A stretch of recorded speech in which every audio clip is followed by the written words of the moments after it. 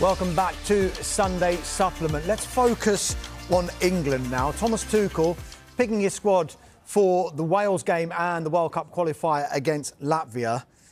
Big news coming out of that squad. We can focus on the Sunday Times and Martin Samuel's piece because, of course, Jude Bellingham, one of a number of high-profile players who were not picked. Martin Samuel says, just pick Bellingham. Don't treat him like a naughty boy. It's simple. Do I believe England are a stronger team with Jude Bellingham? Asked Tuchel rhetorically. Yes, he is one of the best players in the world in midfield. Yes, then he should be in the England squad, shouldn't he? It really is no more complicated than that. Has he got a point, Jason?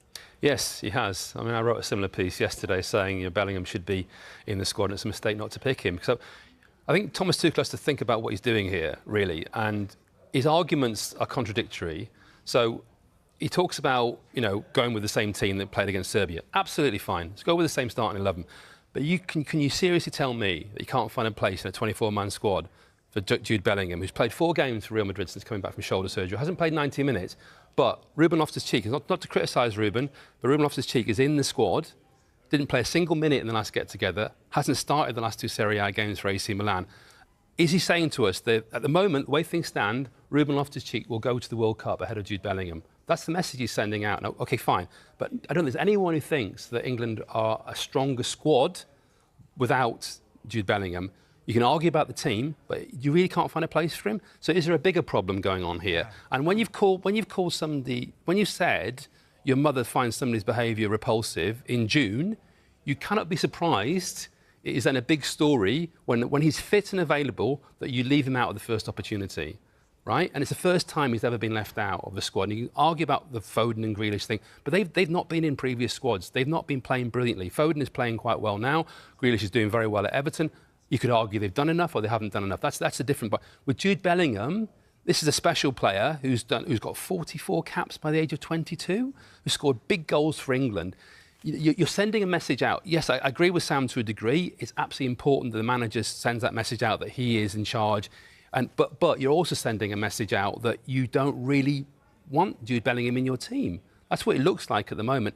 And when you're also talking about the spirit was the best ever in the last camp, nobody was looking at each other and criticising us, and you leave out Bellingham, you can say, oh, it's not about Jude Bellingham, he was fantastic. Well, if he's fantastic, why haven't you picked him? So there's a lot of contradictions there, which he hasn't squared off. And obviously, you've got to be careful what he says publicly because of what happened before in June. But at the same time, it doesn't quite add up. His argument doesn't add up. You mentioned Sam there, that's Sam Wallace in the Sunday Telegraph, and he says he is clearly making a point to all his biggest names and not just those left out, that he prizes something above status and past performances. He is saying he wants them to do things a certain way and buy into a certain approach. That is a manager's prerogative. So he is at pains to say, as Thomas Tuchel, no problem with Jude Bellingham. Look what I've done with... You can say the same with Jack Grealish, you can say the same with Phil Foden, as Jason mentioned there. But reading in between the lines, and us as journalists will always pick this out, there does seem to be an issue there between the two of them, doesn't there? I think this is a massive risk. It's not to say he's wrong, because he is in that position as a German manager, managing an England team to win the World Cup. That is what he is there for, not to beat Latvia so England qualify really early or whatever. That's going to happen, as in England are going to qualify. His focus is purely on that World Cup, and then he could well be off. His contract's up till after that. So he will do whatever he sees as important to be able to win that World Cup. Now, to us, it's shocking because he's talking about, well, he's not quite in that rhythm, Bellingham, but he's played 4 times in the last 11 days since his return from shoulder injury. Ruben Loftus-Cheek, who's in the squad, has played 1 full 90 minutes in the last 5 games. So that doesn't quite stack up in itself. So he's clearly sending a message to the others that if you, and to Bellingham, of course, that if you aren't a certain way, if you're not at top level when you come into camp, and it could be about behaviour, it could be about demeanour, all these things that, in fairness, we don't see.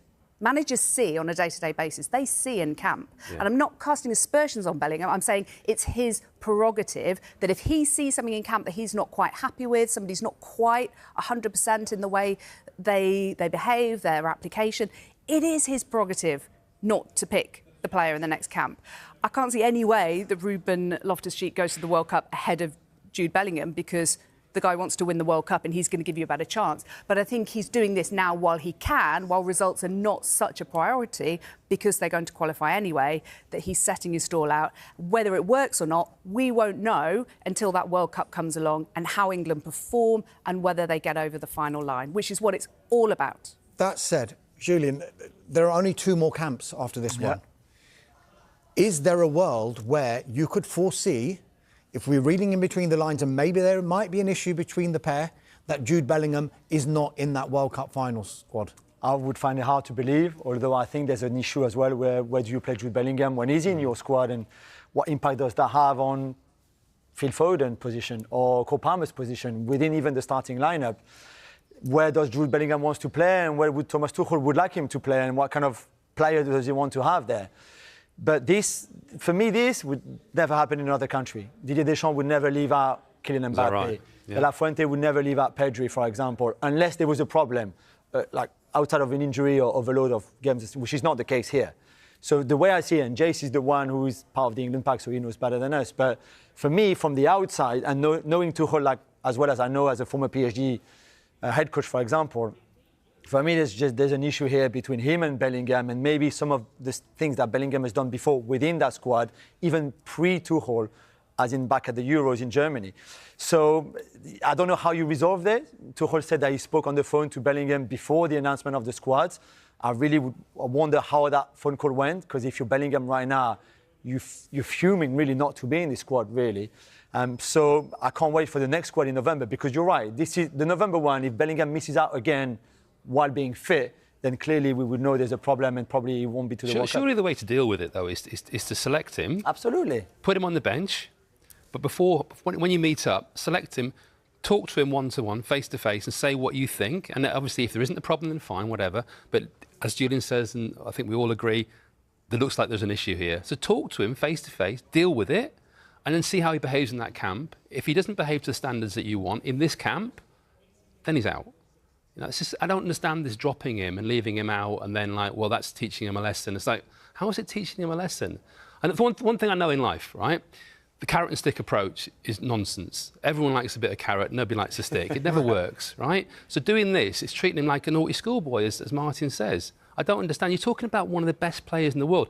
If England go to the World Cup and Jude Bellingham's not part of it, let's just say there's a scenario and they bomb, we'll all go, what has gone on there? If they win it, you'll go, wow, that's a masterstroke by Tuchel. Yeah. But if they go to the World Cup and don't win it and Jude Bellingham's sitting at home, what's going on? What if he's seen something in Bellingham, and we're only surmising, what if he's seen something in camp that he doesn't like?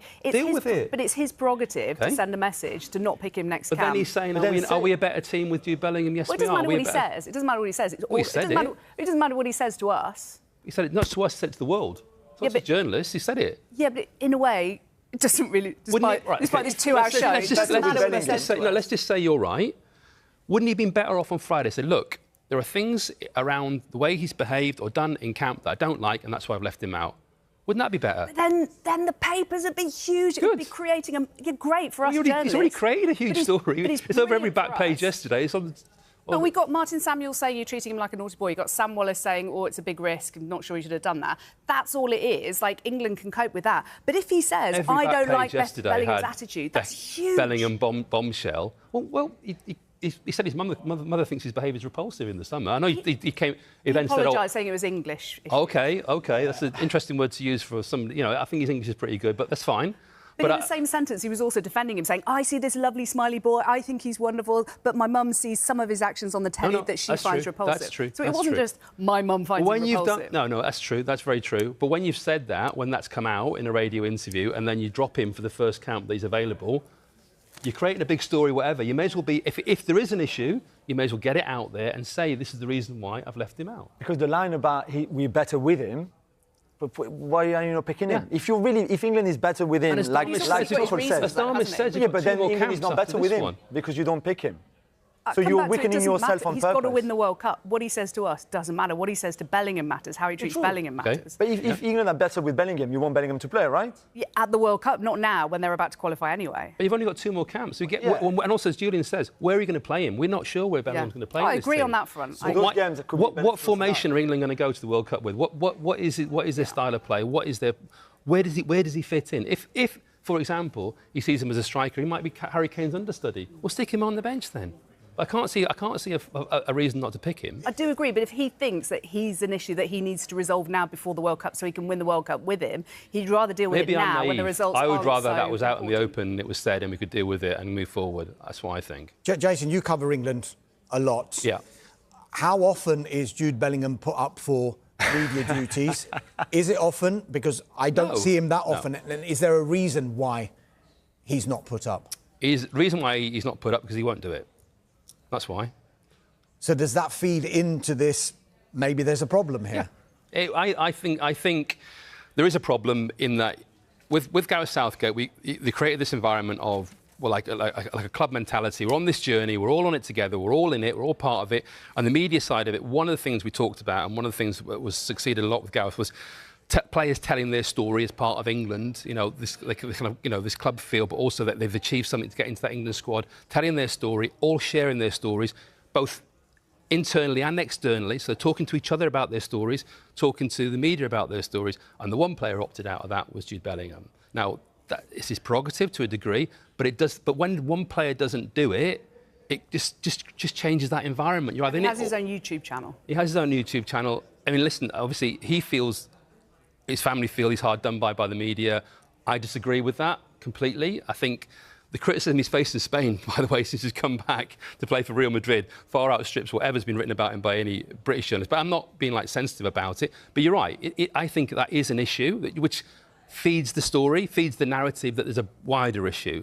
And I think it's a shame that he feels like that. Talking to the media is one thing. It's not a big thing, but it is a thing. And just to finish my point, to go back to the 2016 European Championships where England were appalling, I dealt with all of that. The players were tense. They were difficult speaking to the media. They wouldn't open up. It was a chore. All that changed because it's a part of it, going to speak to the media, going to be around that environment, feeling more relaxed. That happened, and now it's a shame that we've got a player there who won't talk, who does give the impression that he's quite tense around everyone when he plays for England. Not sure we've heard the last of Jude Bellingham and this England situation.